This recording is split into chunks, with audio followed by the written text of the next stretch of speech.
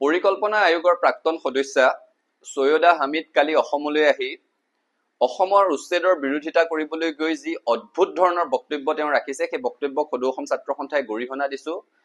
এনে অসম বিৰোধী ভাৰত বিৰোধী মন্তব্য নকৰিবৰ কাৰণে তেওঁক সকীয়াই দিছো।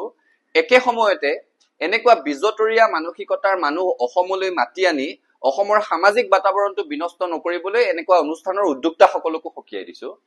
কালি সেই মহিলাগৰাকীয়ে স্পষ্টভাৱে উল্লেখ কৰিছে যে বাংলাদেশী অসমত থকাটো কোনো অপৰাধ নহয়। ঈশ্বৰে গোটেই পৃথিৱীখন মানুহৰ কাৰণে সৃজিছে, গতিকে বাংলাদেশী অসমত থাকিব পাৰে আৰু বাংলাদেশীয়ে অসমত কাৰো অধিকাৰ খৰ্ব কৰা নাই বুলি উল্লেখ কৰিছে। বৰঞ্চ বাংলাদেশীয়ে অধিকাৰ খৰ্ব কৰা বুলি কোৱাটোহে মানৱতাৰ পৰিপন্থী বুলি মহিলাগৰাকীয়ে স্পষ্ট মন্তব্য কৰিছে। আৰু এখোজ আগুৱাই গৈ তেওঁ কৈছে যে অসমত নৰসংহাৰ চলি আছে। এনে অদ্ভুত বক্তব্যৰ জৰিয়তে দুটা কথাটো স্পষ্ট হৈ গৈছে।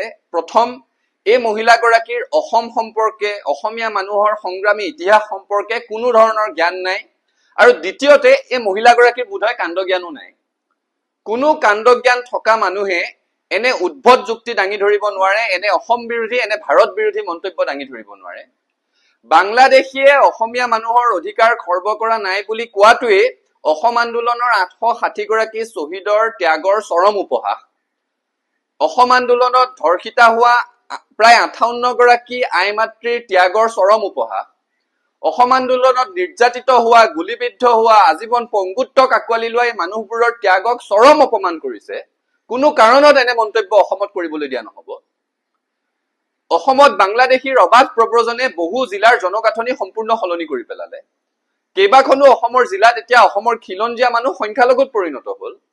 আমাৰ ভাষাটোৰ প্ৰতি সংকট আহিল, আমি ভাষিকভাৱে সংখ্যালঘু হবলৈ গৈ আছো। আমাৰ অৰ্থনীতিত সংকট আহিছে, ট্ৰাইবেল বেল ব্লকত বাংলাদেশী সোমাইছে, ৰাজনৈতিক অধিকাৰ অসমৰ মানুহৰ হাতৰ পৰা ক্ৰমশঃ গুচি গৈছে। এই কথাবোৰ কেৱল ছাত্ৰ সন্থাই কৈ থকা নাই।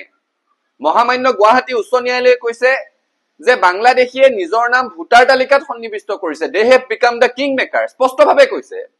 অৰ্থাৎ অসমৰ জনপ্ৰতিনিধি কোন হব সেই নিৰ্ণায়ক অধিকাৰটো ক্ৰমশঃ বাংলাদেশীৰ হাতলৈ গৈ আছে।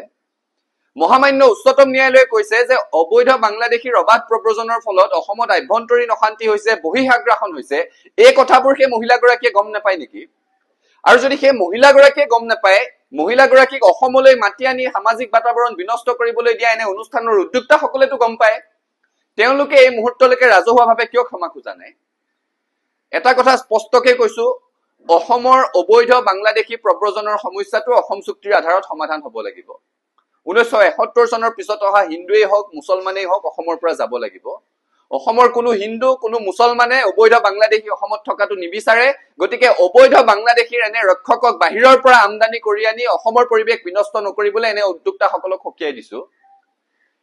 কালিৰ অনুষ্ঠানটোৰ উদ্যোক্তা, যিটো অনুষ্ঠানত এই মহিলাগৰাকীয়ে ইমান এটা উদ্ভট অসম বিৰোধী, খিলঞ্জীয়া বিৰোধী, ভাৰত বিৰোধী মন্তব্য কৰিছে, সেই অনুষ্ঠানৰ উদ্যোক্তাসকলে এই বিশেষ মন্তব্যটো ৰাজহুৱাভাৱে প্ৰত্যাহাৰ কৰিব লাগে। এই মন্তব্যটোক গৰিহণা দিব লাগে ৰাজহুৱাকৈ, আৰু তেওঁলোকে ক্ষমা খোজা উচিত। আৰু তাকে নকৰিলে অসমৰ মানুহৰ বুজিবলৈ বাকী নাথাকিব যে এনে অনুষ্ঠানৰ উদ্যোক্তাসকলো হাতে কামে লাগি গৈছে অবৈধ বাংলাদেশীক অসমত ৰক্ষণাবেক্ষণ দিবলৈ। তেনে কথা অসমৰ মানুহে কোনো কাৰণত গ্ৰহণ নকৰে।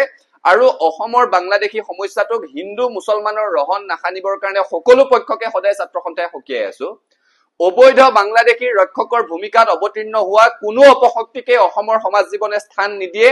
এনে অপশক্তিক অসমে পুলিয়ে পোখাই উৎখাত কৰিব।